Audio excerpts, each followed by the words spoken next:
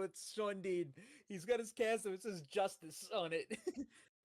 And then somebody says Hook is some fucking girl says on Twitter, Hook is what? Stokely, I hate your ball ass so much. And then Big Stoke on Twitter goes, wow, Hook will pay for his crimes. It was confirmed that there was a forearm fracture which required a cast. I am distraught.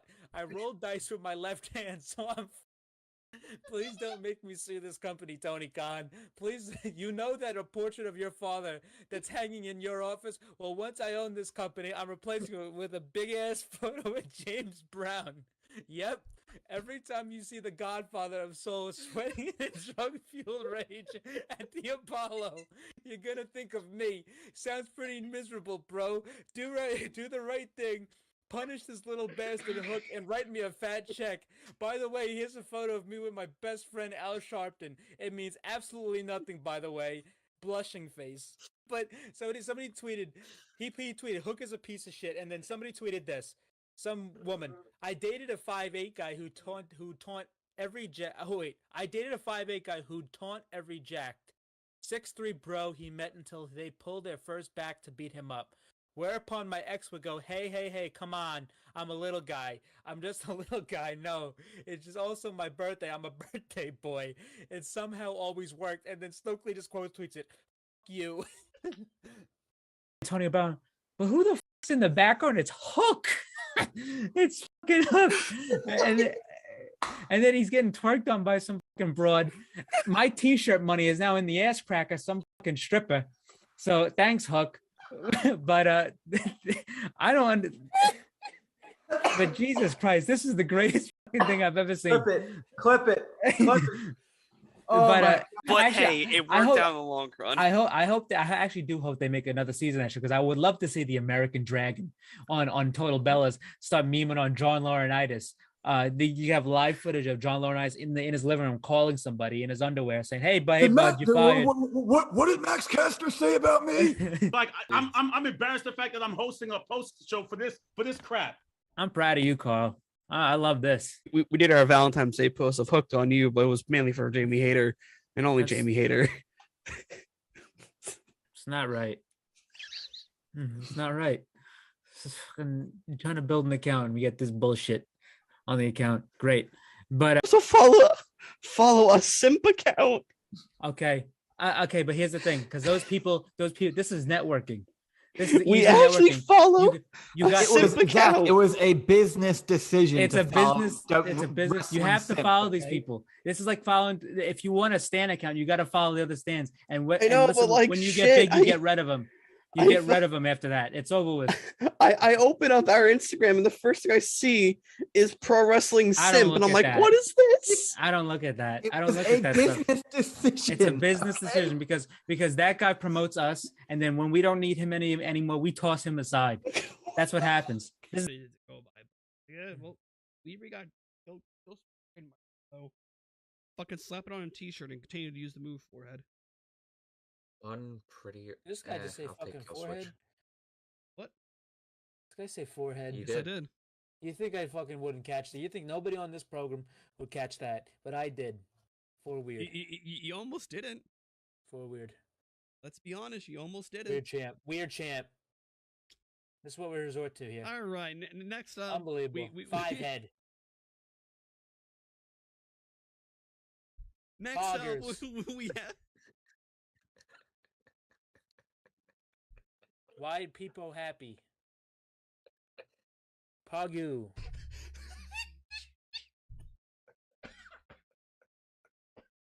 Weird champ. For weird. Forehead. Oh god. Franker faces. Oh. Wowie. Why people sad. What else? Look at how red my face is. What else we got? Let me go on Twitch right quick. Okay. Why? Why do people happy? Keck W, LOL W, XQCL. All right. The Acclaim promo now. We were backstage Okay. They're just like, yo, it's not gonna be a triple. It's not gonna be a Yo, normal. dude, we're gonna do a fatal 4-way poggers, bro. Thanks for the fucking God, bits. Fuck, damn it! Jump off a roof. Well, they just lost Gunther, so I don't know how that is gonna survive. But what's it called? But the Third Reich faction. That's Imperium's gonna turn to the Third Reich now. But he posted a picture on Twitter with Sean Dean. He's got his castle. It says "Justice" on it. And then somebody says Hook is some fucking girl says on Twitter, Hook is what? Stokely, I hate your ball ass so much. And then Big Stoke on Twitter goes, wow, Hook will pay for his crimes. It was confirmed that there was a forearm fracture which required a cast. I am distraught.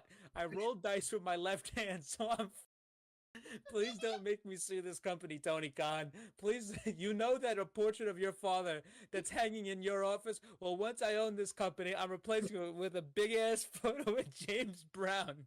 Yep. Every time you see the Godfather of Soul sweating in drug-fueled rage at the Apollo, you're gonna think of me. Sounds pretty miserable, bro. Do the right thing. Punish this little bastard Hook and write me a fat check. By the way, here's a photo of me with my best friend Al Sharpton. It means absolutely nothing, by the way. Blushing face. But somebody tweeted, he tweeted, Hook is a piece of shit, and then somebody tweeted this. Some woman, I dated a 5'8" guy who taunt every jack. Oh wait, I dated a 5'8" guy who taunt every jack. 6'3". My audio on. It's Wednesday, guys. You know what that means. It is time for your weekly dose of the Pro Wrestling Injection right here on the Pro Wrestling Injection YouTube and Twitch. We have a lot to cover today via Newswise, so strap in, because, oh boy, it's a lot. So I'm going to kick it to Christian, because he is our news guy. Start us off. All right, so mainly just a quick little some quick stuff before we get to the big stuff. Today, a couple hours ago, General Adnan, who was basically like a tag partner, and like he was with the Iron Sheik and Sergeant Slaughter back in that era of the WWE. It was way before my time. So I don't really know all too much about him, but he passed away today at the age of 84. So rest in peace to him, and his condolences to his entire family. Yeah. My main memory with him was nothing that he ever did in wrestling, because I really haven't seen anything, but he was in, I think it was 2K15, and my friends who aren't even wrestling fans got the game because it went for free on like something on Game Pass or whatever. And we were playing a ladder match, and like as a kid who's played wrestling games and I know everything about it, and my friends who had no fucking clue about anything. He's playing one of my friends fucking was a General Adnan main. I'm like, okay. How do you main someone in a WWE 2K game? It wasn't like a main. He just didn't want to play with anybody else. That's fair. It's like I was fucking playing with fucking.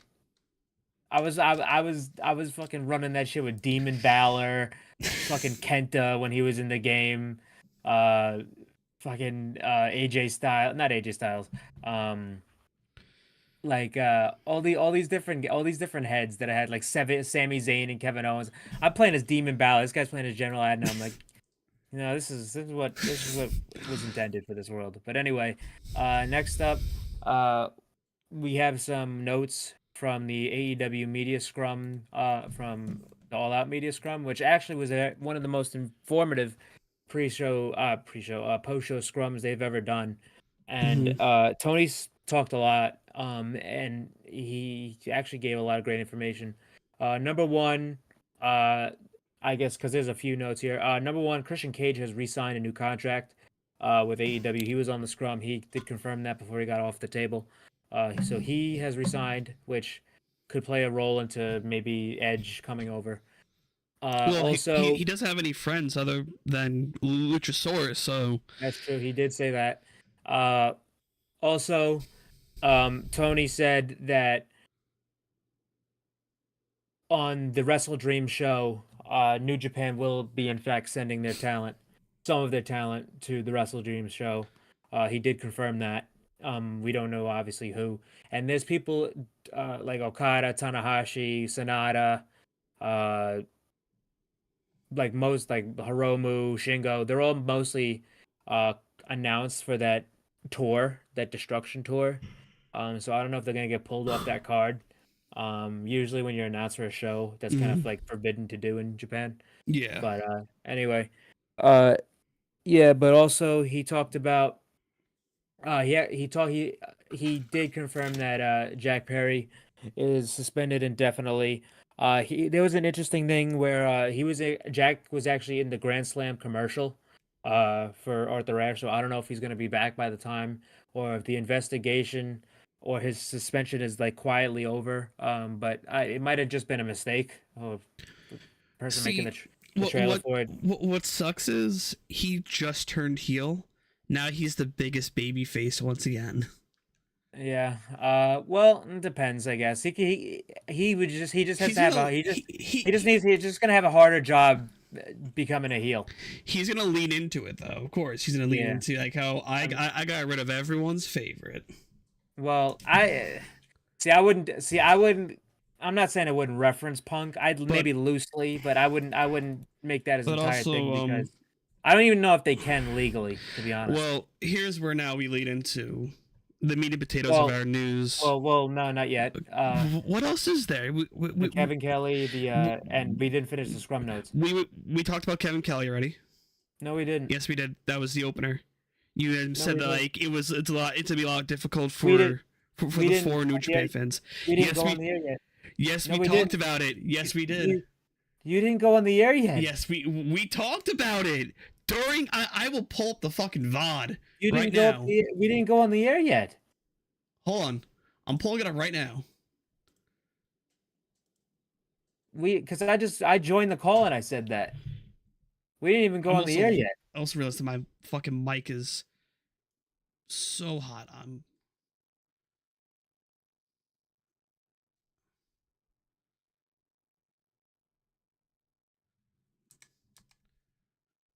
We didn't even go on the air yet.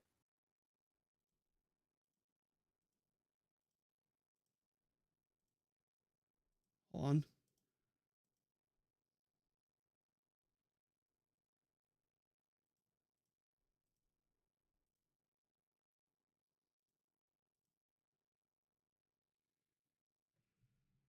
We didn't, there was a lot of things I wanted to say about it. I just didn't say it. I could have swore I heard you mention like it's a lot more I different. I did say that, but it was before we started the show. I could have swore you mentioned it before. I didn't. Okay, I was wrong. I was saving it. What's it called? Anyway, just the last final things about the scrum. They had Bryan Danielson on there, and Bryan, he talked about basically now with Punk on, Bryan's going to be basically the new face of Collision, which I think is good. And Tony did say that basically it's going to fit his lifestyle a lot more, so he could be with his kids more. So expect to see Bryan on Saturdays. And he also did give the compliment to Bryan that said that if anything ever happens to Tony, the person that Shad Khan, Tony's father, should turn to is Bryan Danielson. And I think, I think that's just says it all about Bryan. They said, Tony did say he's kind of like been shadowing him a little bit, and it got too much for Bryan, which obviously makes sense because the guy does a lot. So that's how Bryan basically got Jimmy Jacobs the job. But yeah, that's very encouraging to hear because obviously Bryan is one of the greatest ever. But yeah, just excellent stuff there from the scrum. There's a lot more. You could go watch it. It's on their YouTube. But anyway, the last piece of news we have before the big stuff. Kevin Kelly has confirmed that he is actually going to be stepping away and leaving New Japan. He said on Twitter that he still plans to call Destruction I believe Destruction, Wrestle Kingdom, and I forgot that I think there was one more event that he mentioned that he was I think was probably gonna be his final couple events, but he will be wrapping up with New Japan by at least Wrestle Kingdom, Mm. and that's a huge loss for Oh New yeah. Japan. That is an extremely big loss for the foreign side of New Japan, and if you're a foreign viewer, if you're English speaking viewer, chances are you're listening to English commentary on New Japan World. And it's sad because Kevin Kelly, in my opinion, is the best play by play commentator, the best commentator in the world. And him and Chris Charlton on New Japan are magic together. They're an excellent team. They've enhanced so many classic matches, and it's going to be very jarring, and it's going to be very sad to not hear him uh be Well, on commentary for these things. Chris will still be there. I don't know who's going to be replacing Kevin, well, it's but like who's gonna like? So I know like Chris doesn't do all of the G1. How's that gonna go down? well, yeah. So yeah, they're going to have to find a full time replacement because obviously, yeah, Chris Charlton cannot do a bunch of shows that are far enough away from Tokyo because obviously, well, he has a wife and kids, but New Japan commentary isn't his main job. It's actually his like side job. He's actually an English teacher in real life. Yeah. And that's his main job is that he's an English teacher. So he can't be that far away from Tokyo because most of the time he teaches and then he goes right to the show, or the studio if it's a foreign event.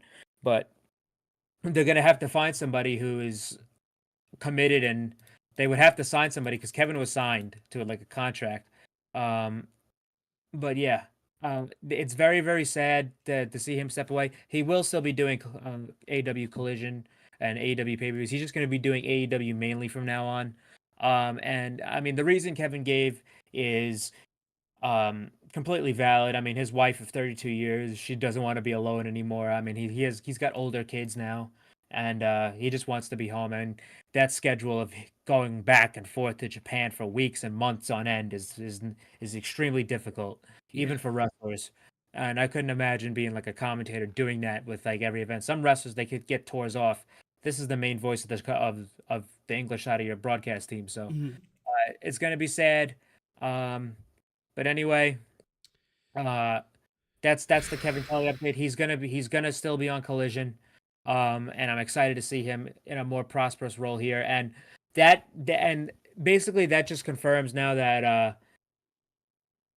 he's the. I mean, obviously since he's not gonna be arrayed for any like G1 tours anymore, unless he does like it's called to do a G1 and he does it. He's not going to be missing Collision. So the primary team is gonna be Kevin and Nigel. Mhm. Yeah, most likely, and probably maybe even Ian or Caprice taking over if somebody has to miss one. Yeah. But okay. Now it's time for the news that's been breaking the Yep. fucking airways. So It's the Phil Brooks CM Punk timeline. we don't have, yeah. It's like we've already talked in depth about yeah, like, on this brawl show out. about the brawl out. We're probably just going to keep it to the events of All In and where we were on Yeah. Saturday, because which actually, to be honest, I thought more news was gonna break than it did. Well, Like after Saturday, we're and still it waiting didn't. on Punk's statement. Punk Yeah, is going to be releasing a statement soon. because Dave Meltzer. I mean, I know a lot of people question that, but I mean, he's been pretty correct on most of this stuff. That he said that he expected more stuff besides Punk's statement to come out. Like, and there's like more big stuff that people don't even know about yet. Which will probably come out in due time. But anyway, so on Saturday, we got the groundbreaking announcement from AEW and Tony Khan that Well, even Phil but Brooks- even before leading up to that, there was supposed Yeah. to be a sit down with the Elite, and Punk was under the illusion that it was set and done, that this meeting was going to happen. This was before I think a little bit before the Chicago shows. Well- Or no, wait. It was in Atlanta that it was supposed to happen. Yeah, yes, but however, the Elite side has been adamant, saying that this was Yeah, never going to happen. It was just an idea. it was miscommunication. Yeah.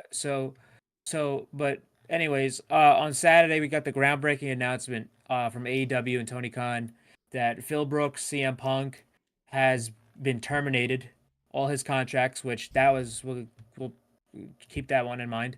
All his contracts have been terminated, and he is gone from the company. Yeah, So CM Punk was officially fired. This happened around I think it was like 4 o'clock Yep, because it in was the afternoon on Saturday. It was right before Collision and All Out, which is 2 shows in the United Center. Which that's what surprised the shit out of me. It's well, like that's a ballsy ass move to do some stuff like that before double fucking shows in Chicago. yeah. Then so with Collision, Tony Khan opened the show.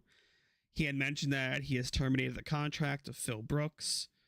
With CM Punk with AEW, he said he has been to wrestling shows for damn near 3 decades, and he has never once feared for his life. Which, when you heard that, like, because we didn't know the full story up until that point, we're like, what the fuck is he talking about? Feared for his life? And then news came out that during the scuffle, Punk and Dave Meltzer was using this word very generously, lunged at Tony Khan. Yeah, so just having the statement up here, the wording, and this is where a lot of people got shit wrong, is because a lot of people don't know when to turn the wrestling fan brain off and turn on the common sense and legal side brain, which is what this whole situation was riddled with. But this was the statement that was put out from AEW, and with all the legal verbiage in it. All Elite Wrestling has terminated the wrestler and employment agreements between Phillip Brooks, CM Punk, and AEW with cause. Remember that. Effective immediately. The termination was confirmed today by Tony Khan, CEO, General Manager, and Head of Creative of AEW. The termination follows a week-long internal investigation of an incident occurring backstage at AEW All in London on Sunday, August 27th. Following the investigation, the AEW Discipline Committee met and later convened with outside legal counsel before making a unanimous recommendation to Khan that CM Punk be terminated with cause. Khan offered the following statement: Phil played an important role within AEW, and I thank him for his contributions. The termination of his AEW contracts with cause is ultimately my decision and mine alone. Of course, I wish I didn't have to share this news, which may come as some disappointment to many of our fans. Nevertheless, I am making this decision in the best interest of the amazing people who make AEW possible every week, our talent, staff, venue operators, and many others whose efforts are unsung but essential to bringing our fans great shows on television and arenas and stadiums throughout the world. And then after that, it was the Collision one where he said, I never felt that my security, my safety, my life was in danger. There was people involved that had nothing to do with the situation, like stage hands and production assistants. Yeah. And obviously Dave, and this was confirmed because obviously there is CCTV footage of this incident. Will it be it hasn't leaked? been leaked yet. We don't know. We'll see, but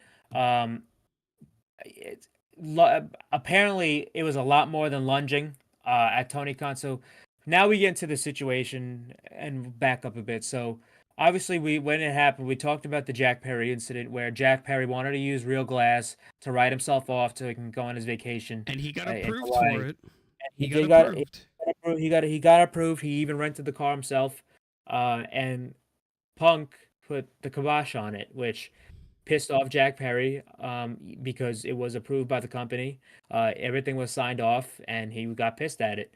So fast forward to the match at All In with Hook. He gets on the car. Jack does the thing. He says, "That's real. Hey, look, that's real glass. Cry me a river." And I mean, as soon as I saw that, I instantly knew what the fuck that was. We all knew what it was. We all knew what the fuck that was about. And I'm like, the first person I thought of was CM Punk. I'm like, oh boy, this ain't gonna end well. And then there's I think 20 minutes fucking later, I see a report that there was an incident. Well, it's like there was reports backstage. Once again, this could be false, could be true. Like the dirt sheets are a foggy mess right now, But there was reports that Jack was talking about saying that during his match to a bunch of people.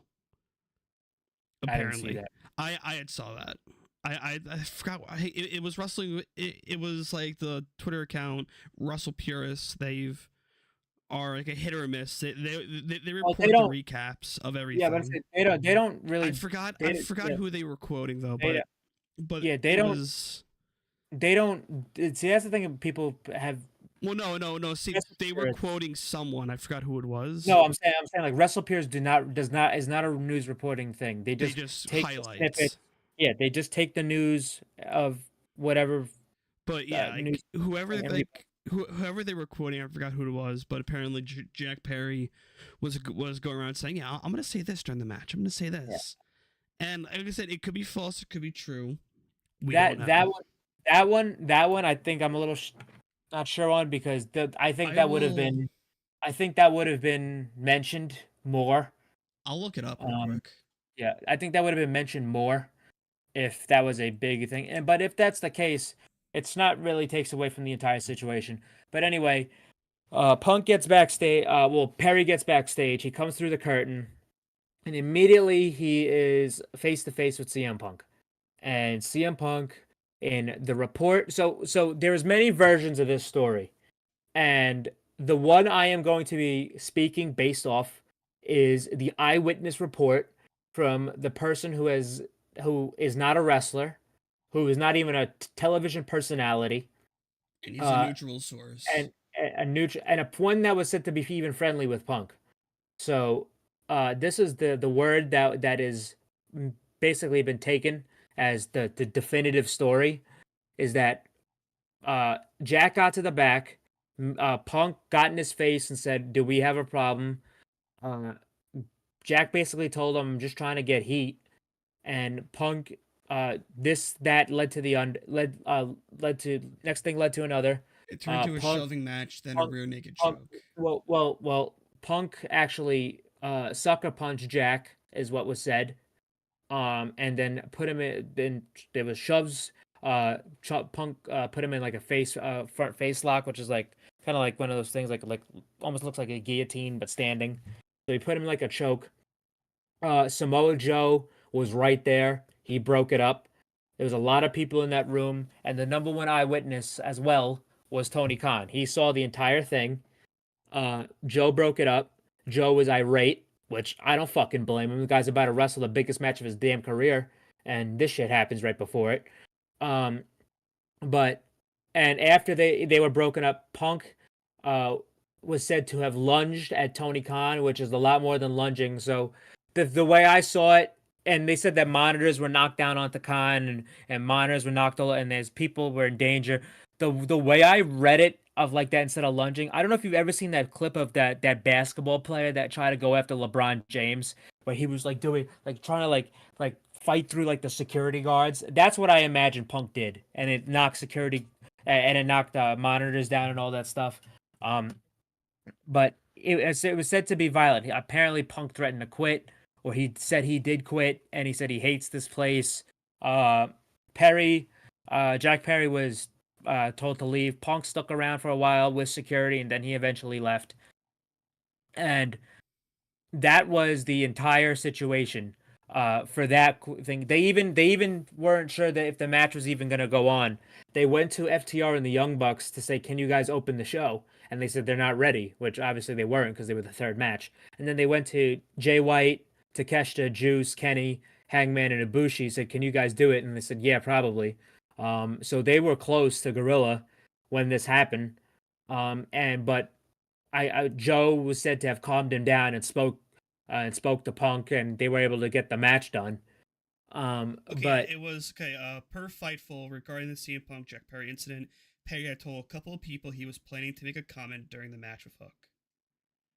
So it was Fightful who made the report that Russell Purists then mentioned. Okay, I just wanted to verify it. Sorry. Yeah, but it's so then obviously after that we got the report the day of, like minutes after that this shit went down. Tony got on the media scrum and said there was an incident that happened. Actually, I forgot to mention as well. There was also another incident between Punk and Tony Khan behind closed doors that nobody saw, but just those two, But there's and also that we don't. CCTV footage there too, I think. Well, no, not in the locker room. Okay. Or an no, office. I thought this one has CCTV footage because it's an No, office. no. I'm saying the CC. Everyone's talking about the CCTV footage of Gorilla position because there's Okay. cameras all over there because the place where they did Gorilla is because it's Wembley's a soccer stadium. After soccer games, they have like a player and they have the sponsors, almost like in New Japan when they come back to do post match comments. That's what they do with soccer players. And there's cameras all around that place. So that's where the Gorilla was. And there's said to be no footage of the incident that happened between Tony and Punk in either the office or the locker room, where Punk, where I know people saying they lunged at him and stuff like that, which I believe, but I think that the way Tony was talking about how he didn't feel like he felt like his life was in danger, I think maybe locked in a room with Punk in that type of mindset would probably cause that line of thinking, and I wouldn't even be surprised. And I don't blame Tony for it's not like this is like a trained athlete. Tony's a fucking business guy. He's not a combatant. It's like people comparing him to Vince. Like Vince actually had somewhat of like wrestling ability, and he's like a fucking jack old guy. Yeah. Tony's just a small business guy. It's like it's very, very different. But that has said to have happened as well, and we have no clue what happened there. I doubt that any of that is gonna come out because it's literally just Punk and Tony, and I doubt you'll hear about any of that. I think if anything's gonna come out, it's gonna be more shit about what happened at Gorilla Position. But it was very crazy to hear this mid show, and it was said that people backstage were so frustrated that this happened. I mean, there was word that Brody King like kicked a there was a false report that Brody King punched a hole in the wall, punched a hole, which is not true. He hurt his hand in the literally the match he had. So that was not true at all. But he the only thing is that I heard is that he like he kicked a garbage can, which is obviously, I mean, he's one of the Punk's buddies, so him being pissed off about this makes sense. Yeah. But I mean, it's an unfortunate situation in like the greatest event that this company, the greatest night of the company's history, that shit has to go down. And that was definitely the last straw, because I'll tell you what, right now, Tony Khan was the last person who wanted to fire CM Punk. CM Punk's biggest fan was Tony Khan. Tony wanted this guy in the company since day one. He made every provision. He moved heaven and earth to make this guy happy. This guy gave him his own show. The guy had the fucking keys to the kingdom. And now we're gonna get back to the press release that came out. So on the press release, they said they terminated CM Punk from his contracts. So what has basically been confirmed is that he had an employee contract and he had a performer's contract. So basically, without the title, he wasn't an EVP, but he basically had probably the same amount of perks. Not creative control, but I'm saying the same amount of perks, pay wise, ability wise, leverage wise. So that's why a lot of this shit was probably got done. However, there was also this, which he even did say this in the Collision pre-thing, which I'm going to give Tony Khan a lot of credit. This guy had brass fucking balls to go out there in front of that United Center crowd in Chicago and stand there and explain himself, which he didn't have to do, but he did it in front of that United package. Yeah, in front of that United Center crowd, because he didn't want to make people mad. And by the end of it, he had people clapping for him in Chicago, which is a very hard thing to do during a situation like this. Obviously, there's still going to be people who are never going to forgive him for this, but I thought he did a fucking great job. And I respect the hell out of him for doing something like that. Even the video, he didn't even have to do that video. This could have been the press release, and that could have been it. But he did say in the press release and in the video, with cause. That is if you don't know anything about legal, that is the biggest, like, when you're firing somebody, that is the biggest word you can really put to protect yourself from a litigation, to protect yourself from lawsuits with cause. Because if you fire somebody, you could probably get without cause. You could that's grounds for a lawsuit and stuff like another that. unreasonable firing or lawsuit or something like that. Yeah. But with cause, that could protect them from a lot of stuff. And all of Tony's speech and all the press release, that's media. That's all legal legal language. But this was the thing that got a lot of people that really, I don't know if people really understood this. But the with cause stuff, obviously we know the cause because we know about the situation. Yeah. And they're saying, okay, so if he's fired, then why isn't Jack Perry fired? First of all, Jack Perry, there's no history of Jack Perry getting into fights backstage with anybody else, ever. In any company, in this, ever. There has never been any type of story, any type of situation where Jack Perry's name was brought up in a negative light in terms of physicality backstage in an altercation. This is CM Punk's damn near 4th or 5th. So there's a history. Yeah. It's like it's literally what we were talking about with Cash Wheeler. Cash Wheeler isn't locked up right now because he's got no priors, he's got no criminal record. It's his first offense. So guess what? He's gonna get off the hook. And it's so that's why Jack Perry isn't that. He said the comment. Should he have said the comment? Probably not. But let me tell you something. That doesn't have grounds for Punk to go over there and start fucking attacking this guy. Which, in every story, was said to be that Jack did nothing wrong. He did not throw the first punch. He was just defending himself. So that has been basically confirmed at this point. So Jack Perry, he got suspended. He'll be back. But he has no grounds to be fired. He didn't do anything wrong besides say a comment. And I'll tell you this right now. And with Punk coming back on Collision, the first Collision episode, and him saying, "I'm sorry that some of you people are softer than the wrestlers you love, your favorite wrestlers, or tell me when I'm telling lies. Tell me when I'm telling lies." And the stuff with Hangman, and the stuff with Mox, and the stuff with the Elite.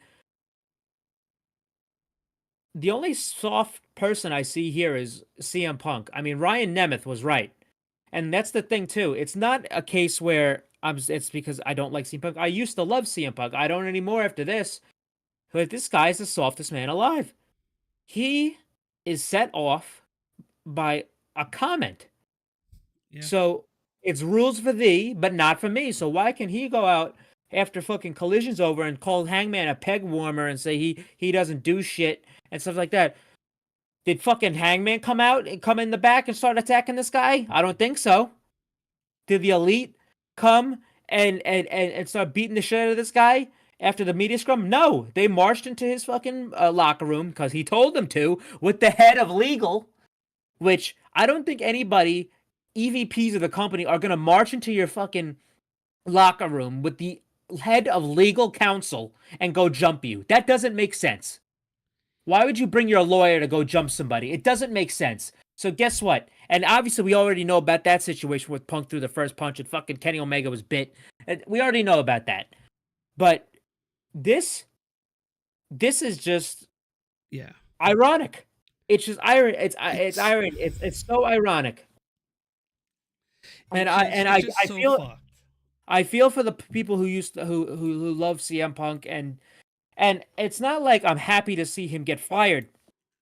My thing is, I'm more depressed and saddened that it had to end like this, and basically had to. This is how things turned out anyway, and it's just sad because this guy can't stop getting out of his own way. Yeah. This didn't have to happen, and there was another report that came out a couple days ago that he even got into it with William Regal. Which that was the only thing that came out, and so that situation was when Regal debuted at Revolution. Punk got in his face and said, "I don't respect you. You're a Triple H stooge." So for the people who think he's going right back to WWE, you might not want to think again, And let me tell you something, because now we're going to get into this WWE talk, which I think is a very, very possible situation. Because number one, WWE likes money, which is evident, but he's got enemies there too. Seth Rollins doesn't like him, which probably means Becky don't like him. Two top people. Kevin Owens doesn't like him. He was making comments after the Brawl Out situation. And if you didn't know, go look up Kevin Owens CM Punk t-shirt incident from Ring of Honor. You can read up on that one. Yeah, and then how, like, what, reports recently.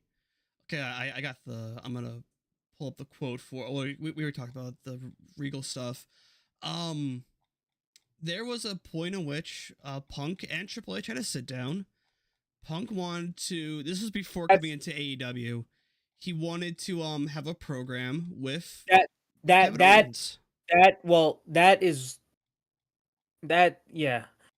So that sit down that was talked about was grossly misconstrued by the media. So if you remember when he showed up at Raw, like a couple months ago when he was still out from AEW, when he showed up, he talked to The Miz and he talked to Triple H before he was told to leave. He talked to Triple H for about 10 minutes. He didn't go there and say, hey, I want to go fucking work Kevin Owens at WrestleMania. That's not what happened. There was an idea floated. Yeah, it was the rumor ideas. Sorry. Yeah, he didn't talk, so he didn't talk to Triple H about that in general, but there was an idea flow that he worked with Kevin Owens. And I don't even know if Kevin Owens likes him, but there was said to be the top stars that would do business with him. And let me tell you something. CM Punk returning to WWE would do big business. Do big business. Oh, yeah. Extremely big. And guess what? It's likely, because I'll tell you what, sooner rather than later, this is going to happen any day now. The Endeavor rollover into WWE is happening. And there's going to be mass layoffs. I'm not talking about talent, but mass layoffs in the office side of things in WWE. And if Endeavor wants CM Punk, the McMahon family and Triple H really can't fucking do shit about it. They really can't. And that's the other thing too. CM Punk already works for Endeavor. CM Punk, I believe it's Cage Fury. He does commentary for MMA fights, which is like a sister company of the UFC. It's an affiliate. Yeah, an affiliate of like a minor league UFC. And he does commentary for it. So he already works with Endeavor in some capacity. And they want him there. They're probably going to have him. And they have the money to do so. And I'll tell you what, right now, they have Survivor Series in Chicago. They have the Royal Rumble. That could be destinations for him to come back. But let me tell you something. You get what you fucking buy with CM Punk. You get what you paid for. And if this shit follows him to WWE, there should be no argument. It's not the AEW locker room out to get this guy. It's him. And I think we already know it's him because this already happened in WWE. This already happened in Ring of Honor. This already happened in TNA. This has happened. And I'll tell you something right now. If fucking Seth Rollins makes a comment about him in the locker room, if fucking Kevin Owens or Roman Reigns, Sami Zayn, anybody, Cody, says something about this guy and this guy fucking falls off the wagon, you think that's not going to come out? WWE leaks more than a fucking sinking ship. It leaks a lot more than AEW. The only reason AEW is leaking so much is because of this situation. This is just a TV show at this point. This Punk situation is one of the most. It's one of those stories and times in history, in wrestling history, that you're gonna remember forever. Yeah. This is like a defining moment in like literally a bunch of people's history. So, and it's like when we talk about guys like Hulk Hogan and Eric Bischoff and Ric Flair, even positive guys like Sting and Jeff Jarrett. When we talk about the dying days of WCW and we talk about some of the bad shit that happened in WWE back in the day, this is the type of shit you're going to be talking about. Like how we still talk about when we see Dark Side of the Rings and we got Hogan fucking telling tall tales and shit. We're going to be talking. Those stories were never not finished being talked about. Hell, they're still talking about to this day. There's going to be another one. There's going to be a Dark Side of the Ring in like the next 10 years about Punk's run in AEW. And listen, I don't think there's going to be a Dark Side of the Ring. I think there's going to be a Dark Side of the Ring. I think there's going to be a book. I think there's going to be a fucking I think there's going to be shoot interviews from retired wrestlers. I think this situation is going to have more clarity and probably more fogginess in the next coming years when guys retire, guys who are there, probably stagehands that want a couple bucks that start talking to fucking media outlets. It's like hell. Like going back to the hit list days. I was still like it's a very small soft spot in my heart for Punk. I was the biggest supporter. I had the debate with Matt and with Nick defending me on how Punk was not overrated. He's equally perfectly rated. Hell, I bought Punk's last shirt for AEW that was like a limited time release, and all the proceeds went to the Trevor Project. It just sucks. Like I even like Christian, you know too. I was the biggest supporter of Punk coming into AEW. I was nonstop, and like I defended him about the shit that happened when he left. That's because he was treated like a fucking mule in WWE. It just, I'm upset with it. I'm annoyed. I'm more relieved than anything that this is finally fucking coming to an end, because I am too, but I'm just upset that it had to come to this way. Yeah, this is a toxic relationship, and it was never gonna improve. It was never gonna get any better. I think that was evident. After things weren't fucking during the time off, things weren't resolved. It was never gonna get any better. Yeah. But I'll say this, but I guess finishing up this Punk stuff. This was the best course of action they could have taken. Wipe their hands clean of them and move on. And let me tell you something. There was an AEW before Punk, and there's gonna be an AEW after Punk. And let me tell you something. That All Out show they did, they don't need him. Hell, like they don't need him. They have their new Collision face is a better wrestler than he'll ever be. And Bryan Danielson. I'm gonna quote Nick here, because Nick was at the show. He has said, okay, so after having time to digest it last night, AEW felt like it was back in 2019. I'll explain. AEW shows used to feel like a party because we all knew these guys and girls that other people didn't, and we loved them, and it was a very small niche community. The chants were great, the energy was hot, and I feel like AEW lost that when a lot of WWE guys came in and a bunch of WWE fans showed up. Last night, it felt like the magic was back. The fans were chanting every match. The meat thing was amazing, and even the dueling Young Bucks and CM Punk chants were fun as well. As well as that match felt like a war zone. I truly think the firing of Punk is going to mark AEW turning the corner back to the old days of AEW. Everything we loved about them. And like, that is very true. That's very honest. And I'll tell you what, I obviously just said like that Collision's gonna be. Collision's gonna take a hit. It's gonna take a hit from. It's gonna take a, and that's the thing. People are gonna freak out about the numbers. It was gonna take a hit anyway. College football starting, and they're running against multiple WWE pay-per-views, so it's gonna take a hit anyway. College football is gonna kill everything. With how hot it is right now. But I will say this. There's going to be immediate hit in the short term, but in the long term, this show is going to be just fine. I'm actually very excited for it because it's not like Punk was booking the show. Collision's not going to change fundamentally. What people love about Collision is still going to be there. I mean, that was evident tonight with the names that were announced on the show. I'll tell you what. Tony did say like a lot of the brand split. He said the like the soft brand split is going to be ending, and people took that as, oh my god, Collision is just going to be Dynamite. No, it's going to be everybody who is banned from Collision is going to be able to be on Collision. So the fucking Kenny the Bucks Hangman, Ryan Nemeth, Christopher Daniels, everybody who is banned from Collision is going to be on there. Even keeping a guy like Christopher Daniels, a fucking head of talent relations, away from a show where a lot of talent is fucking stupid. So fucking stupid. Yep. But anyway, uh, just just ending this saga with CM Punk. It's one of the most interesting times for Pro like wrestling. for a wrestling company, from one individual. And I'm not sitting here saying, "Oh, he fucking sucked." He didn't. He had great moments in AEW. His return is one of the coolest things ever. His feud with MJF is probably still one of the best, if not the best feud this company has ever put on. He had great matches with Samoa Joe and Darby Allin, and tagging with FTR.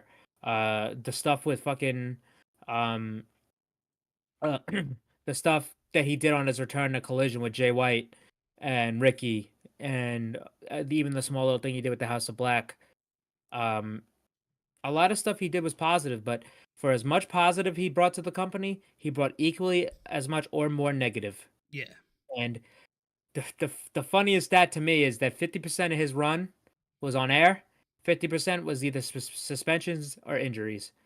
So that really tells the tale of the yin and Also- yang between CM Punk and AEW. Also, Roman Reigns' title reign has lasted longer than CM Punk in AEW. Well, Roman Reigns' title reign has lasted longer than a lot of things, and I'll tell you that. But I'll tell you, the last thing I'll say about this Punk situation is that what I think people need to learn from this situation is that sometimes the people who you look up to and love just might not be the greatest of human beings. Don't meet your heroes, kids. Not all heroes. Yeah, are great. or it's not a situation where these guys can coexist with other people or have an ego check. I know I do hope Punk I mean, he obviously I'm not going to sit here and say he has a problem, but I really hope he finds peace because I mean, if he's falling off the fucking hook this easily at people, I don't know if there's something else. I know he's had a hard life growing up. Listen, but I have no sympathy for how he acted in AEW. You can't do that shit. Even before Brawl Out. I mean, actually, no, just Brawl Out. He would have been fired in any other corporate setting. And people forget what wrestling is. It's not a wrestling. It's not just wrestling. It's a wrestling business, and it's a corporation. Yeah. So that's what happens, and you can't do that in a corporate setting. So basically, he did what Harvey Dent did, and he either you either die a hero, you live long enough to see yourself become the villain. Tell me when I'm telling lies. But Anyway, there we was a had Dynamite. Dynamite tonight. We kicked off tonight with Orange. Just a quick thing about the Dynamite. The reason why there was a lot of people missing off the show was today was Bray Wyatt's. It wasn't last week. Last week was there was sicknesses and there was the hurricane stuff, but today was Bray Wyatt's funeral services. And that's why a lot of names were left off the show tonight. Yeah. All right. So we kicked off today's Dynamite with Orange Cassidy coming out, saying that like he was told to stay home, but he's not staying home. He's gonna fight because he's Orange Cassidy and he doesn't have a catchphrase. That pretty much was it. Like he's still gonna stick around, even though man should really take a nice 2-week vacation. Yeah, he said. I mean, he said on Twitter, I'm gonna go lay down," which to me, I was like, "Oh my god, this fucking guy is gonna be gone for like a couple of months." I'm like, he deserves it. But no, here he is. He's on the mic. He's like, "I ain't going nowhere," because he just like, I mean, he's just not going nowhere. He's like, "Nah, I'm not." They told me to stay home, but I was like, "Nah, I'm not gonna do that." In the most Orange Cassidy way. So Orange is gonna stick around, which I have no clue. If I was him, just take a fucking couple of weeks off from wrestling, bro. Jesus Christ Almighty. God damn it, Ryan. Call me Dr. Phillip in here. God fucking Christ. Anyway, after Orange left the ring, Mox's music hit. Orange basically stood on the ramp and watched Mox do his entire entrance, then walked off. And here comes AR Fox with Darby Allin to start the opening match. But yeah, This was Very a cool very fun segment match, from though. Orange Cassidy. It didn't need to be interrupted by anybody. It didn't need to be attacked. Just for a monumental run like that, and it just people thought he was gonna take a break. He's just like, nope, I'm gonna stick around. So Which pretty is cool. good. Okay, more power to him. But yeah, we Maybe a lighter schedule, but Yeah. not like he's gonna be fucking falling off the face of the earth. Our opening contest was Mox versus AR Fox. This was so good. This was so much fun. These guys meshed well together. Mox definitely put the beating to Fox here. It ended with the King Kong lariat into the Death Rider. Yeah, this was a real good match. Yeah, so we had fucking vicious King Kong Larry, and I Oh love how my he's God. adopted that into his moveset now. But yeah, Mox hit him with the King Kong Larry, put him down with the Death Rider, We and did cut picked up the backstage victory. to Darby and Nick Wayne Mox, watching. yeah, Mox left the ring, and then as Fox is getting helped up by Darby, they cut to Nick Wayne, Christian Cage, and Luchasaurus in the back. Christian Cage, this guy, listen, this guy might have the best character all year, like the best new character all year. The fucking complete deviant that this guy is. Christian Cage, he walks up to Nick Wayne. He's like, "Hey, I just want to say, just gotta do this. I'd be like, just want to say, yeah, I saw actually when I found out your dad was a wrestler, I had to go watch some of his stuff, and he he's worse than I." sucks. No, he said he's like he was worse than I thought. He's like he sucked way more than I thought. And Nick was like, "Oh, come on," and he's like, "Well, if you ever want to be a protege of an actual champion, give me a call. Or come roll with us or whatever." That man went full bully mode. Say out your And then he mom says, for me. "Stay out of your mom for me." I'm like, this guy's well, how old is he? Fucking 40-some years old. He's picking on 18-year-old Well, kid. did you see that in the video like of the meet and greet he did with the girl? He took her title and so he wore both. Yeah, dude, this guy's a scumbag. What's his name? Damn, bro. He's 49. I thought he was like 43. He's gonna be 50. Yeah, so this you got a damn near 50-year-old man Who's a- fucking bullying an 18-year-old kid. Who's also Gotta a love MILF it. hunter. This guy's I love this guy. But anyway, Darby sees this. He starts running to the back. And AR Fox he's in the ring, and Darby's like kind of conflicted if he should go back to Fox or go help Nick. But yeah.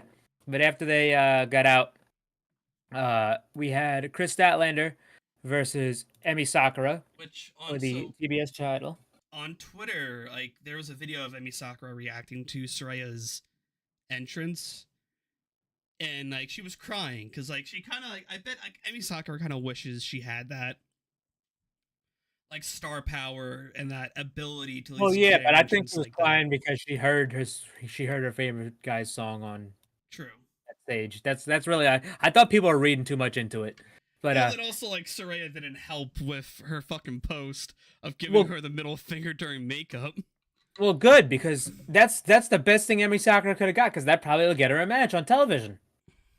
And Shoot an angle. So I think that's a great thing. Emi Sakura and Chris Statlander. This didn't go long, but let me tell you something about Emi Sakura. Emi Sakura's been around for a very long time. She's an older woman. She's been around Japan. She's very good. She's solid in the ring. I mean, I thought this was a good match. I remember she had I think it might have been this year, maybe early this year, late last year, but she had a great match with Jamie Hayter. And I remember that being a great match. But Emi could go, and she just hasn't been on TV enough. Obviously it's harder for like the Joshi win, but she does live here. Yeah. And she was basically on like Elevation on every episode before it got cut. But yeah, just a quick little thing about Statlander. Her and Ben Stiller had a quick little interaction on Twitter, which is pretty funny. Because what's it called? She did the Zoolander gear, so her and Ben Stiller are now canon. Well, Ryan comments he still needs Christian Cage versus Brian Cage versus Adam Page versus Diamond Dallas Page, versus Nick Cage in a steel cage on Rampage. What about Ethan Page as the special guest referee? I think you forgot about him. Take out DDP because DDP can't wrestle anymore. Oh, I don't know about that. Nah, he's like he said he's done. Actually, there's a funny little fact about DDP. One of my good friends' aunt is married to DDP. That's cool. Yeah. That's dope. And I was watching the Cody. I was watching mentioned Ethan Page. Oh yeah, I was watching the Cody doc, and he was in it with his wife. I'm like, wow. Maybe hey yo Johnny, Hit me up, man. hit me up. Let me get in with this guy. Maybe I can get in with Cody, bro. Oh, speaking of the devil, I mean, actually responded to Saraya a minute ago. Oh boy. Not bad. It's like shooting an angle. But Good. anyway, yeah, this was a great match. I enjoyed it. Ended with a Wednesday Night Fever from Chris Statlander, Tammy Sakura. Not too long. Went about like 5 minutes. But yeah, good showing. And after didn't really set up anything, but there was some great spots in it. After the match, Chris Statler said into the camera, anyone, anywhere, anytime. Yeah, which actually I forgot to mention this in the scrum notes. There was somebody who asked her about Mercedes Moné, and if she would love to verse her. And I know that if she does come in, it's going to be a very big deal. She's immediate. It's not even a question. She's automatically going to be the biggest star in that women's division. Oh, 110%. Probably, and she's probably going to be not probably. She's going to be top 10, one of the biggest stars in the company. Maybe top 5, one of the biggest stars in that company. Yeah.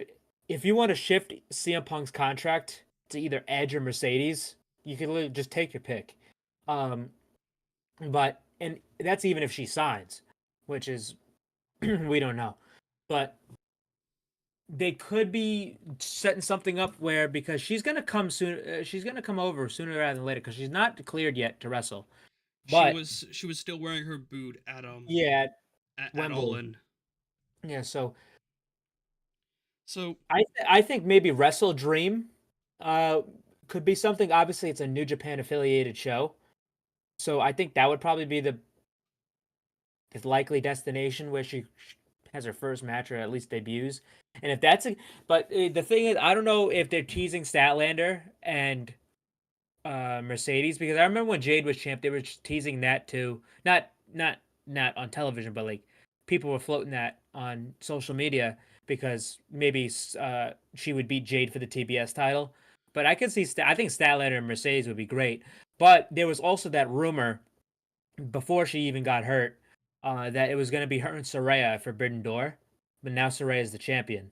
yeah. So maybe they could do her and Saraya, which actually is a built-in story, because if you didn't know, at Nassau Coliseum, the person who hurt Saraya by accident in that match was Mercedes. She kicked her in the back of the neck. That's what caused Saraya's neck injury, where she had to retire. So that's a built-in story of that right there. So I don't know if that was like teasing that, but yeah, we'll see.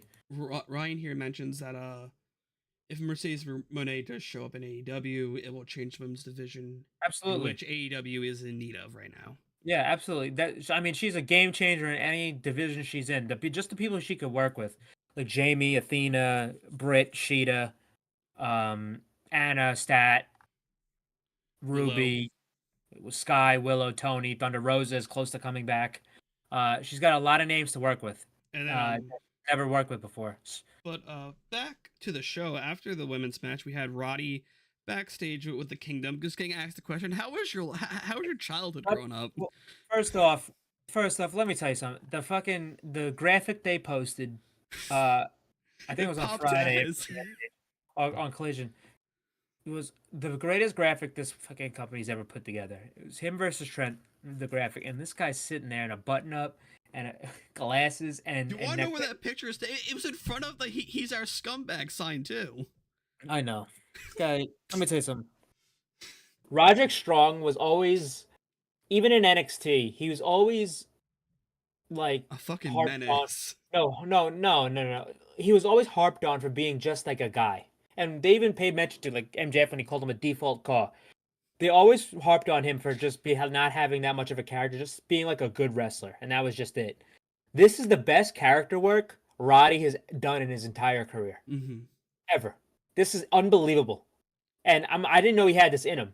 And it's like Tony, Tony Storm is doing the best character work of her career right now. It's happening with two people. And it's cool to see, but Roddy, this fucking guy, he plays just this weaselly fucking crybaby scumbag, upset friend, jealous ex, cock character, fucking great. And the best part about this, I know people were dicey about the Kingdom, Mike Bennett and Matt Taven, but they are so great supporting cast. And they're like two people at fucking rehab with their friend. Like they're talking about it, like, oh, it's okay, you can talk. You can talk about it. They're patting him, and he's like, and then he'll talk about it. It's like Adam, it's not my fault. And he's like Adam, and then they're like, it's okay. And they're patting him on the back, like this is fucking fantastic. So, but we just got a rundown of Roddy's past. His mom was a drug addict. His father was a drunk. And which actually, I'm glad they did this because they actually did this in NXT. They did this exact thing in NXT. I think it was like 3 or 4 years ago. They took, I think, actually no, yeah, I think it was 3 or 4 years ago. It's when somebody got hurt and Roddy was on his own for a bit.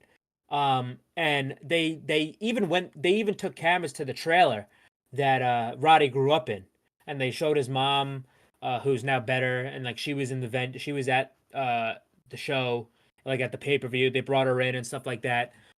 So I'm glad they recapped this because I don't know if a lot of people forgot, but they did do a lot of stuff like that in NXT about this.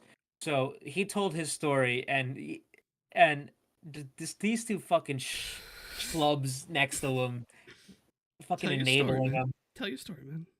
This guy's a psycho. I love him. Yeah, just get a rundown of his past, saying that wrestling was his escape. I guess, like, yeah, if you guys saw like the NXT segment when it happened, it pretty much was verbatim. That after that we have the Les Sex Gods taking on Aussie Open, and this was a great match. Yeah, great match. Like, definitely Jericho has stepped back up. He doesn't get blown up as easily as he used to. Yeah, you could tell how, like, him and Sammy were like ready to go. Like the crowd was so hot for this match. Like they got it looked like him and Sammy got a second wind. And it looked great. And funnily enough, I actually just listened today. Aussie Open were on Talk Is Jericho, and I listened to that entire thing today, and it was great. It was about an hour. I would very much recommend listening to it. It was very good. Told stories about how Aussie Open basically became Aussie Open and how they ended up in AEW and the stuff that happened with New Japan. But it was cool to see them work together for the first time. And this was a great tag team match. I adored this match. Probably my favorite match on the show. Sammy looked great. Aussie Open continues. Don Callis was on commentary. Don Callis was on commentary. Aussie Open continues to look great. In my opinion, they might be the tag team of the year. Aussie Open. I just think they're fantastic. And these two had, I mean, it's just so crazy. The best opponents can just lift everybody up. And they made Jericho look so great, which, I mean, not one of those people who hate Jericho or hate watching Jericho, but because I still think Jericho is fucking fantastic and great. He's just older. But he didn't seem it in this match. But there was a couple spots in the match where Sammy and Jericho got into some miscommunications where they would bump into each other. Jericho would keep hitting Sammy. It was usually mainly Jericho hitting Sammy on accident. And that was the real story of the match. But the finish came from Jericho hit a Judas effect on Kyle Fletcher. This is the best sold Judas effect I've ever seen. Kyle Fletcher looked like he got shot with a fucking baseball. And Davis couldn't get in time. And I love how they're using Aussie Open. And yeah, they're losing more than I would like them to. But they're constantly in there with big name talent. They're in there with Jericho and Sammy. They're in there with Cole and MJF at fucking Wembley. They're in there with they were in there with guys on Collision, like I forgot who they faced on Collision. But yeah, they were. I don't know why I forgot who they faced on Collision, but yeah, they were in there with guys on Collision that were bigger names. It's just they're in there with guys that are Did they gonna get fight the them seen Acclaimed more. on Collision? I don't think so, Okay. because I think I would have remembered the rap. Uh, I think that's the only reason why. That's I but yeah, it's something like they're getting reps, and I was thinking about this earlier. They will be the tag team champions sometime next year. And if it and I think in my opinion, the people who should take it off FTR or whoever the heel, not heel, or whoever the babyface tag team is probably Aussie Open. Oh, it was Nick Wayne and Commander. Commander, yes, well, Nick Wayne Commander. Uh, but yeah, I would give those belts to them. Give those belts to them either later this year or sometime next year. I think because I think they would do great with them. But anyway, after the match, Sammy was pissed off at Jericho. They got into a shoving match because Sammy kept getting attacked by Jericho by accident. They got into a shoving match. Security broke them up, and Sammy walked off on him. So this little tag team reunion isn't going so well for Sammy and Jericho right now. Yep. And after this, we had Starks just talking about All Out, showing his welts, and god damn did he get beat like a fucking child who did something wrong. Yes.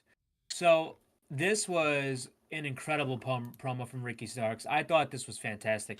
I mean, Ricky, he was talking about he's done being overlooked. He's done waiting his turn. He's done being fucked over.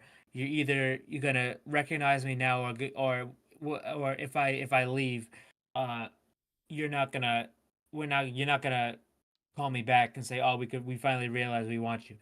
No, what you're giving it all to me now. He's taking what is owed to him, and I really love this. And I feel that Ricky is due for a big push right now, and that was one thing about the media scrum as well. Brian Danielson made it a point to say this is beyond the limitations of our storylines and our characters, but Ricky Starks carried me through that match. That is probably the biggest compliment and the biggest acclaim you can get from Brian Danielson. Oh yeah. He carried me through that match, and also he said Ricky Starks is such a star. He's so good. When you have somebody like that in your corner, you're gonna be all right. Brian also mentioned that his son enjoyed the match, watching his dad get the shit beat out of him. Dude, let me tell you something. Brie Bella is fucked because she's got a baby dragon right there that's gonna end up just like his daddy, and he's watching matches like this. Wait till he gets to Japan. Ooh. Buddy Danielson.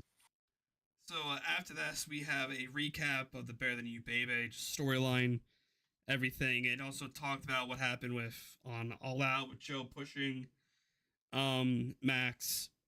Then we go backstage with Don Callis with Renee and the number one Yakuza villain, Konosuke Takeshita, with a red trench coat. Well, that was the one from All Out. Okay, I didn't pay attention to his red trench coat, but man, this guy is looking more and more just like a video game villain every day. Yeah, he I don't know what it reminded me of the red it reminds me of something. I just can't put my finger on it. And it's not Yoda Tsuji, because Yoda Tsuji is a different one in New Japan. But that fucking red trench coat reminds me of something. I just can't lock it down. I don't know why. Actually, no, I just got it. Holy shit. He looks like fucking Dante from DMC in that shit. All he needs is the white hair and the devil trigger. Anyway, but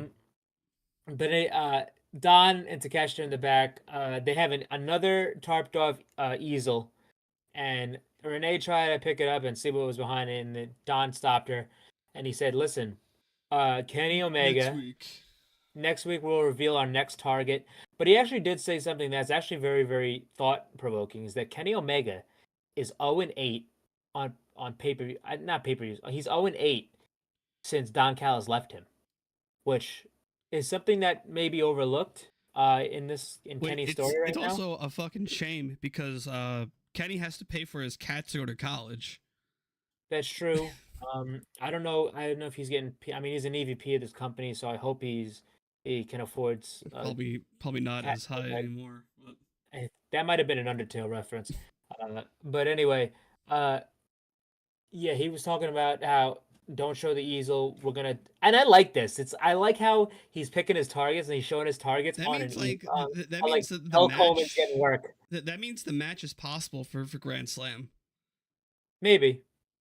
I mean, he has been. See, that was the thing during the tag match on commentary because I mean, he did the thing with Sammy Guevara, maybe scouting him a little bit, but I always thought maybe Aussie Open would be like the tag team for his group because obviously Ospreay's there, but I don't know if you want to do that because it's already like if you want to turn into the United Empire, but I don't know, but we'll see, and then next up after this we had. MJF. Jacob Friedman coming to the ring, and he had something to say. And he's saying MJF is coming back to the Devil's Den, New York, New York, and because there's going to be a tournament, And that the that card is- for this tournament's wild too. so we're gonna have so the tournament, whoever wins gets to face MJF at Arthur Ashe Stadium at Grand Slam, and the what's it called the the bracket for it is pretty good. We had one match tonight, which was Nick Wayne and Darby Allin. We'll get to that. Collision. We're gonna get.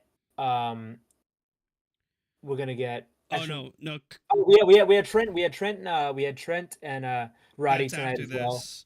Yeah, we have Trent and Roddy But tonight as well. It goes so Collision is gonna be where our Oh, it is. semis are. Semis, yeah. The Rampage is gonna be Jeff Hardy and Samoa Joe. Jay Lethal and Jay Penta. Lethal. Yeah, and then we'll get the semis on Collision. When we get to the Rampage rundown, we'll probably talk more about it. But yeah, MJF was talking about him coming back to New York. He said starts right in the new. Yeah, I'm leaving. Yeah, so I hope he does sing New York, New York at Arthur Ashe. That'd be fucking sweet because when he sang Pennies from Heaven, I still listen to that to this day. And I swear to God, if MJF put out an album or just did a concert, I'd fucking go. Oh no, have him be like the better Macho Man of AEW. Just drop a whole album, but actually make it good. Nah, fucking that and the Taz album. Listen, the Taz album has to be a fucking like a karaoke sing along DVD. Can't just be a thing. But so he's just like he mentioned Joe, and then Joe's music hits, and Joe goes, "Okay, so what's the problem, kid?" And MJF doesn't like that. He goes, "Kid, okay." And like, okay, so you want to play it that way, huh? Well, Joe, you must have mistaken my entrance music for the Ice Cream Man, hence why you got out here so fast. Yeah, and I knew the ice. As soon as I heard the ice cream thing, it's like people are gonna think, oh, because he's fat, which is kind of what MJF was kind of saying. But obviously, Samoa Joe was Sweet Tooth on the Twisted Metal show, and Sweet Tooth drives an ice cream truck. So Joe goes, and then, oh yeah, go. Joe goes, yeah, I do drive an ice cream truck on the other company's network. Oh yeah, he said no. Funny enough, you say that. Last time I was driving an ice cream truck, I was the biggest star on the other company's network, and that got a reaction obviously because Twisted Metal is exclusive on Peacock. Actually, I meant to watch that show. Now I think I have time now, so I might watch it. I might start that tomorrow. But anyway, I still like to finish. So he says once again, I'll ask you, what's the problem, kid? And then MJF gets pissed off again. He calls him Pillsbury Joe Boy. Pillsbury Joe Boy. He said Samoa Doughboy. Yep. No. It was Samoa Doe. And then something about like the Pillsbury. Oh yeah. Oh wait, no, not the Pillsbury Joe Boy. Fucking Samoa Doe. And then Tiny Dick. Yeah. Basically said that, And then That got a chant. yeah, Joe was not phased, and he said once again, "What's the problem, kid?" And then MJF really got in his face, like, "I'm not a kid." Call me a kid again, I'm gonna knock your teeth down your throat. Down your throat, and that was a mistake, a big time mistake.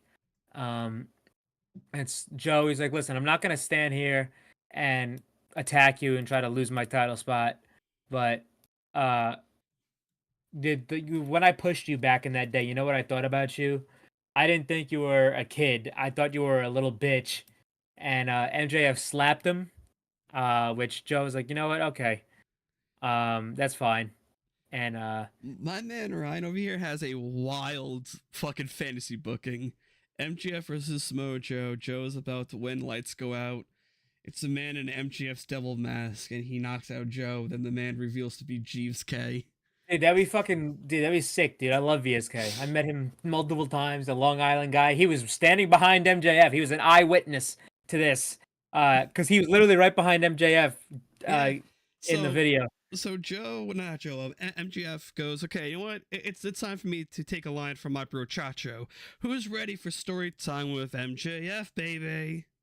And he talks about how he in 2018, he got it was 2018. I keep on opening up my headphones and it keeps prompting Discord to change audio, so I gotta stop doing that. So he gets on and he basically says, we all know, because it was actually, he alluded to the old Regal promo from earlier in the year, and basically saying that Regal said, "We're gonna sign you, but you're too young, and just send me updates on email every month, and then we'll see."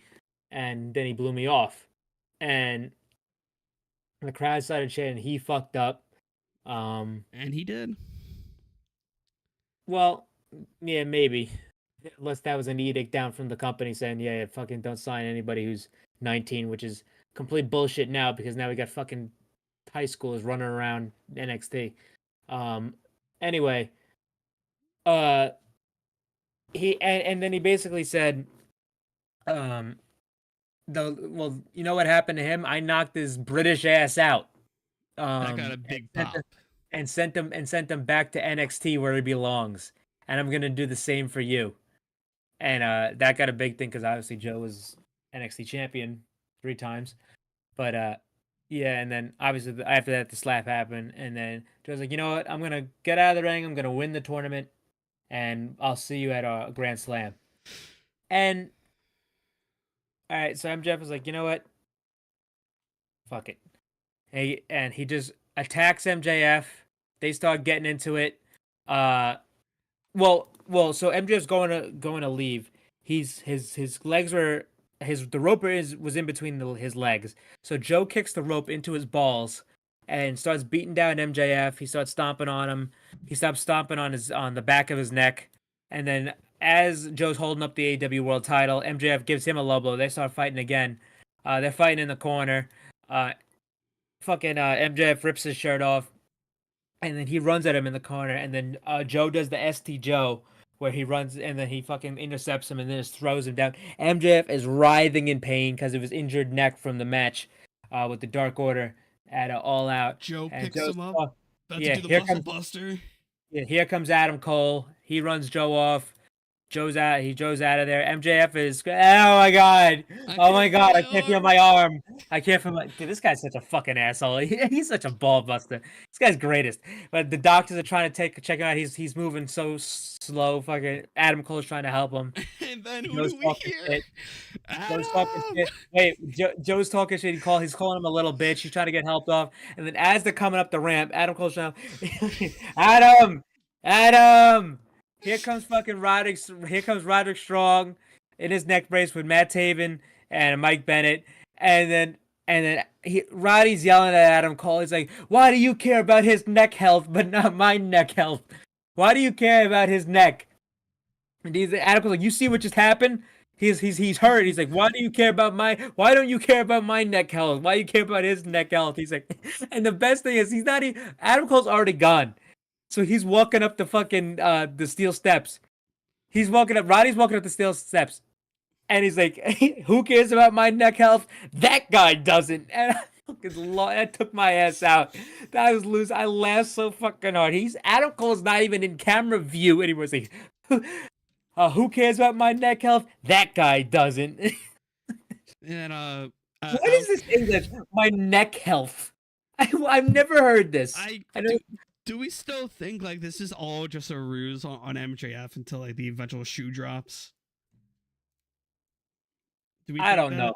I don't think so at this point. So let's to read the comments again from Ryan. Just keep he goes VSK and MJF team up. MJF tosses Cole to the side. It's now Cole and Strong versus MJF, and Jeeves lights go out again. Mark Sterling is revealed to be the attacker of MJF, Sterling, and okay, so it's like just a whole big collusion of the Long Island inner New York guys. Create a pro invasion.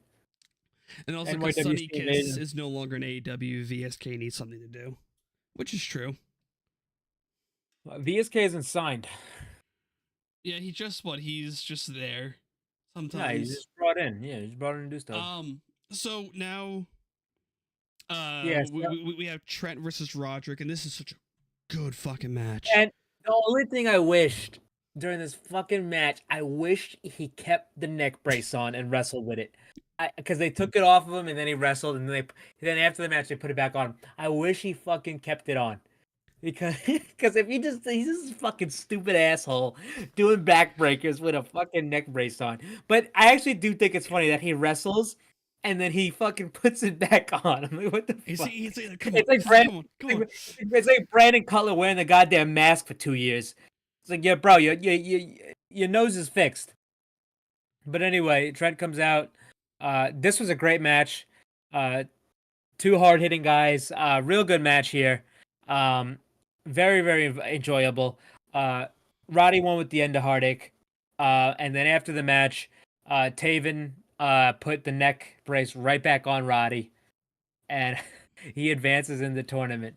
So, yeah, listen, Roddy is one of the best parts about this show. And if you would have told me Roderick Strong, his AEW run, just in less than like 6 months, would be like at least as good as his NXT run, like in Undisputed Era, I wouldn't have believed him. Like, this guy, I don't know what happened, but this guy just clicked and figured it out. After this, we had Toni Storm backstage with Renee. Tony is just going mentally insane. She has. Yeah. I don't know if I mentioned this, but that I want a camera on Toni Storm, like them shooting vignettes of her in like fucking like just highly populated places, and just doing random shit. And it's also, since it's widely known, to just have her and Juice go off into like a mall somewhere. That is too dangerous. Those two belong in a fucking mental asylum, not a wrestling ring. I will say this though, Toni. I mean, because I said this on the All Out post show, she could be like the female version of Broken Matt Hardy, or I even thought about this too, like because she's doing this because she lost the weight after she lost her title. This is the same shit that happened to Okada. She's literally Balloon Okada. This is like a mixture between Balloon Okada and Broken Matt Hardy and Marilyn Monroe. Well, I love what I said, like, I gotta do what my mom always taught me, was like, it was mind your P's and Q's, tits out, and watch for shoes. Tits up. Oh, tits up and watch for shoes. No, Toni Storm. I remember seeing Toni Storm for the first time in the Mae Young Classic, and out of every woman in that tournament, like my top 5 women coming out of the tournament, she was number 1. I was like, I really like her, and like there was something about it that was really cool to me, and the fact that she's come so far and she's doing the best character work and she's still so young, and it's like the best is yet to come for her, and I just love her. I just love her standing like fucking doing this shit. Like, I'm like, what the fuck is she doing? Like, she went from getting a dish of whipped cream to her face to this. Yeah, and what I want to say this, what she was asked here, she's like, Renee asked her about what happened at all. She's like, "What the fuck are you talking about? What are you talking about? You took the spray." She's like, "You took the spray paint. You sprayed it." And he's like, "I don't know what you're talking about." She just didn't know what she was saying. And she's like, "I have so many." And she's like this like 1930s actress. Well, it's That's doing performances and stuff. She's like, "I have so many performances left to go," and I'm like, "The fuck? Who do you think you are?" two things that Ryan had mentioned here. First thing, shoot down. Bobby Fish is not coming back to AEW anytime soon, so that fatal 4-way of the Undisputed Era ain't happening. And he had mentioned, like, if we have seen the video of the guy telling Tony Storm, "This ain't you, Marilyn Monroe." I think that kind of helped push this gimmick a little bit more. I think that video it inadvertently helped push this. Maybe. So, fucking Tony said she wants to move forward. She's talking about Saraya because they announced here that there's gonna be a fatal 4-way women's match to deem Saraya's gonna wrestle at Arthur Ashe, and the competitors in that match are Nyla Rose, Britt Baker, Hikaru Shida, and Tony Storm. So Tony was asked about this, and she goes, "Renee, you're so nosy." She starts fucking poking her and shit, and that's when she says, "My mother always told me, what did she say? Chin up, tits out, or and watch the shoe." So she fucking moseys on out of there. She throws the shoe at Renee. Renee needs to start ducking more. I hope she nails. I hope like, because Lexi and Renee have dodged it. I hope she nails Tony Schiavone one day. Just fucking nails him with it. No, it has to be Alex Marvez. Okay. I will settle for Alex Marvez taking a heel to the face. Yeah, Marvez can take it. Yeah. So Sean Ross Sapp made this interesting tweet. He goes, "So next week's Dynamite is in the same arena where Hangman Page got knocked out by Mox. So keep that in mind for the stuff going forward. I think next up we have the Hangman promo." So we had Hangman Adam Page out here. Finally has something to fucking do. Because Hangman hasn't had anything really. Because he was in the biggest feud in the company for a bit with the Blackpool Combat Club and the Elite, and then he had the stuff for the All In build. But he's kind of been lost for a little bit. So they talked about him winning the Battle Royal, but as he was about to start really getting to the meat and potatoes of it, here comes Swerve Strickland, who I was not expecting to see. And he looks so dejected. Like he looks like he didn't sleep for 2 days to build up for. Oh, he was sick. Okay. That's why he wasn't on the show last week. Well, no, because just the way he looked, his face looked a lot more puffier than normal. That's why he was sick. That benefited him in the long run for this. So that was the biggest benefit for him. That's what Tony said on the scrum. It was Saraya and Swerve who were not there last week on Wednesday because they were both sick. Okay. Plus, I don't think they would even be able to get there because they were in Florida. But also, I'm saying, because he the way his face looked, it helped with the story he was telling. Yeah. So, and also he shaved the sides of his head. But anyway, yeah, Swerve came out. So this basically tells me that he's done with Darby Allin for the time being, which I'm fine with. Yeah. Because Darby's got his own stuff going. But yes, and I really was pleasantly surprised by this because I never really thought about Hangman and Swerve, and it's one of those matches you just didn't know you wanted. And it's two guys who I don't believe have ever worked with each other. So this is very cool. You had Nana out there fucking doing this shit. Doing that. So here comes Swerve. Here comes Swerve. And Swerve, he gets in Hangman's face. He basically tells you, if I got the opportunities you've gotten a year ago, I'd be the first Black AEW World Champion. You're not doing anything. You're taking everything for granted. You gave money to a bunch of kids who are not gonna fucking graduate.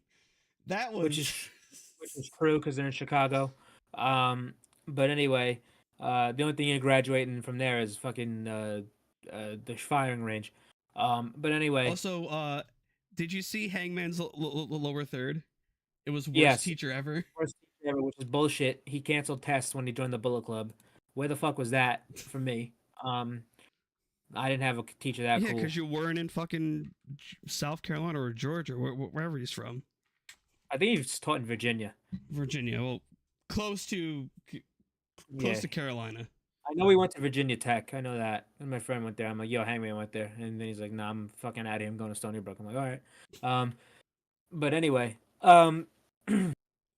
he's getting in Hangman saying, like, you're taking the shit for granted. It's like you don't even want your spot, and I do. So I'm going to take everything from you. Are you going to, so you can go with option A. You can go off take to the your sunset. spot. Go off, watch those cowboy movies. You can just go off, and or option B, I could beat you. I could take your spot, and I could basically take the spot that you don't even want. And he said this whole thing, and then Hangman's like, I don't need this shit anymore. I don't need. He said, actually, this is a very telling line. I've had enough of this year. I'm out of here. Oh, that's right. That's another good. That's a good line. That's a good line. Yeah, let me get the full transcript. Oh, sure, yeah, Cage side. Oh, yeah, he said it right here. I have the video. He said, I have had enough of this year. I'm gonna you just go to the back and you get it. And then he stormed off, and then Swerve said, wow. He basically said, is that what you're gonna do? It's a shame. It's a shame that your wife and child are gonna see you see their father walk away from his responsibilities. That's basically what he said. And Hangman got in the ring. He got in Swerve's face, but immediately was blindsided by Brian Cage, and he put him down with a drill claw. And Swerve, Non, and Cage walked off. And I love this. I can't wait to see Swerve and Hangman. Hopefully that happens at Arthur Ashe. But well, that's a great next week we're getting Brian and Page 3. Maybe, yeah. No, we no Brian and Page 3 is happening. Oh yeah, this week. it did confirm. Yes, it did. But yeah, that was a great segment. I really enjoyed that. And then after that, we had the Rampage rundown. So yeah, we have Jeff Hardy versus Samoa Joe. We have Jay Lethal versus Penta El Zero M. And Bucks versus 2.0. Yes, the Bucks versus Matt Menard and Angelo Parker. Which I'm glad to see the Bucks doing some more regular tag stuff. But back to the just the bracket of the what's it called? The tournament. The world title tournament. So on Collision we're gonna have the semifinals. And with this bracket, the way I see it shaking out is that I see that because the big names in this right now that you have to look at are Roddy and Joe, which I think is pretty point and clear that Joe's going to win. So you have Darby Allin versus Nick Wayne, which Darby won. So we have Trent and Roddy. Roddy won. So it's going to be Darby and Trent on Collision. I mean, Darby and Roddy on Collision. Which is going to be amazing. And you have Penta and Lethal, and then Joe and Jeff Hardy. It's going to be Joe. And probably since it's a heel going over, I think Penta, just for the babyface. So Joe goes to the finals, and then the other one is Roddy and Darby, which Roddy would make sense for the story, but Darby I could see it because Darby and Joe have history when they were feuding for the TNT title. And I can get another Darby and Joe matchup, and they could factor in stuff there. So, because Roddy and Joe are both heels, but people like cheering for Joe, so I could see it. No, but I think it's going to be Joe and Roddy in the finals, and then that's how it should be. But that'd be cool. This is what's going to flip the switch for Adam to save Roddy in the situation. That's what I think. Well, he already cared about his neck health. Is he going to care about his neck health again when he faces Samoa Joe? Because Joe's going to do another fucking concerto or do a muscle buster or to a chair again. That's going to flip the switch. Yeah, that's what it takes for someone to care about your fucking neck health. Unbelievable. It's a disgusting world we live in. Yeah, so then after the rundown for Rampage, we have the tournament video package of like Jeff saying, I'm done saying sorry for my actions. It's time for me to actually win something for once. Yep. Jay and Penta just had their thing of like, it's time for a champion with zero fear, zero meadow. Yeah, it was just a like a problem with the But yeah, it's time. Well, no. for the- Then we have the Oh. collision rundown. Oh yes. So yeah, we have Darby and Roddy, which we'll get to how Darby got there And after then this. we'll have We're gonna hear from a lot of fucking people. I'll tell you that much. yeah. We're gonna hear from some people. We're gonna hear And from the see Bullet people Club in Gold. action. Yeah, we're gonna see Bullet Club Gold in action. We're gonna hear from the Acclaimed. We're gonna hear from fucking Bryan Danielson. I think the Acclaimed are in action. Let me see. Saraya, I think we're they gonna- might have. We're gonna hear from Saraya and Ruby Soho. Which oh yeah, that was announced for next week's Dynamite. We have Brian Cage and Hangman. We have the women's Fatal 4-Way between Nyla Rose, Toni Storm, Britt Baker, and Hikaru Shida. You could really X out Nyla, and I don't think Britt will win because they've had that match already. So I think it would be Shida or Tony, but I think it has to be Toni, Toni Storm, to get that match at Grand Slam, which I hope it is. 'Cause fucking love Toni Storm. I mean, this woman is fucking hilarious. Joe just tweeted out, man, I hope that kid is okay. God. Anyway, Fire. That's I think that's all we got for Collision. I don't think they really announced much matches. Yeah, no. But anyway, it's time for the main event. We have Darby Allin taking on Nick Wayne. What? Chin up, tits out, and watch for the shoe. Fuck. It's like imagine if they get like RJ City to do it, just to take the shoe bump. What if they resurrect Marilyn Monroe, and they had a tag team match? What if that happens? That's far beyond a corpse. That's a bunch of bones in the ground right now. As far as I'm concerned, Shawn Michaels Vince McMahon wrestled God. So also, quick T's and P's to Von Wagner for getting his skull crushed. That dude, I saw the video. He actually got hit. I'm trying to see the video that's not like in front of like 18 people. Well, some fucking asshole didn't upload it from the WWE fucking shithole center. Cause like one fucking video, all those people. Why can't the fat slob in the front row post a damn video? What are you fucking uploading it to, Kick? There's a video from like 2 rows back from the front row. I know, I saw it. And I want to see the connection. Because goddamn, reopen that fucking stitch across Von Wagner's Neanderthal skull. Shit. All right. So we have Darby Allin taking on Nick Wayne. These guys need to have more matches together.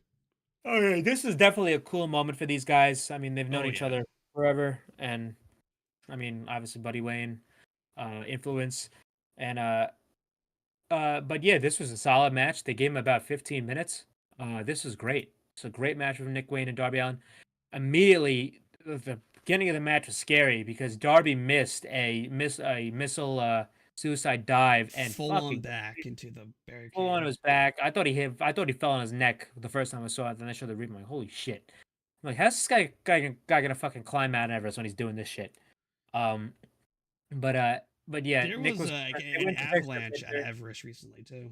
Yeah, the doctors checked him out, but then the match continued. There was a great sequence where they were trading blows. And then Darby got on the mic and said, "Hit me like you mean it, really." And then they went back. You hit like an 18-year-old kid. Come on. Yeah, and then he put his arms behind his back, and then Nick Wayne's like, you know what, I'm gonna hit it, and then he super kicked him, which was very smart. That was a great spot. He nailed him with a super kick. And then this cued Christian's music. Yeah, so here comes fucking Christian Cage and Luchasaurus to come watch and get on commentary. And then Nick, he gets on the top rope. He's going for a cutter off the top rope. Darby, yeah. Darby fell out to the floor. Nick did a frog splash onto the floor, which was rough. Yeah, he landed on his feet by accident, and not his stomach. Yeah, because he was like, it seemed like he was too like he chickened out as he was falling. Yeah. Of like, this is gonna suck, so let me not do that. What's it called? Anyway, Nick went for the Darby. Nick went for the Wayne's World off the top rope. Darby saw he had his Nick was on his back. I mean on his stomach. Darby was gonna go for the coffin drop, but he's like he couldn't do it. He just couldn't bring himself to do it, and he didn't. He got down. They had an exchange of roll ups, and then Darby put him in this fucking hold. I'm like, why the fuck didn't you just give him the coffin drop? He put him in the Zack Sabre Jr. hold where Nick was sitting on his ass and with his legs spread, and Darby kicked him in took the his head. arms, kicked his head down while pushing his arms this way, and Nick verbally submitted. Darby wins. He's gonna wrestle Roddy on Collision, but this was a lot more gruesome than the fucking coffin drop.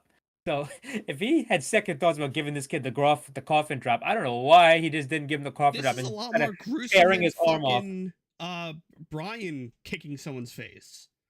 A lot more gruesome than like Mox and Yuta doing the forearms to the neck.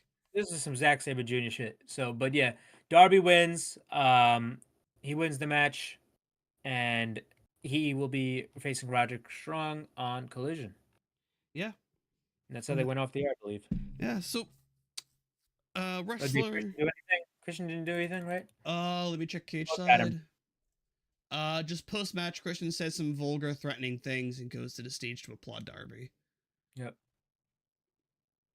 There's no like transcript of what he said, but so Okay. wrestler of the week, I'm gonna give it to fucking Hangman Adam Page.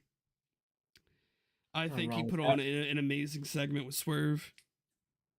So yeah. For me, I guess I'm gonna give it to Roderick Strong, because Roderick Strong popped the shit out of me this week with that fucking line All right. going up. Who cares about my neck health? Not him. All right, guys, we thank you all. I swear to God, I'm gonna do that for the rest of my life. Who cares? If I ever get hurt and my friend's not fucking giving enough of a shit about my health, I'm gonna be like, who cares about my health? Not him. All right, guys, we thank you all for watching. You can catch us next week. You won't see us the following week because that is Arthur Ashe, where me, Nick's probably going, I think, and Mike. We'll all be there. Yeah.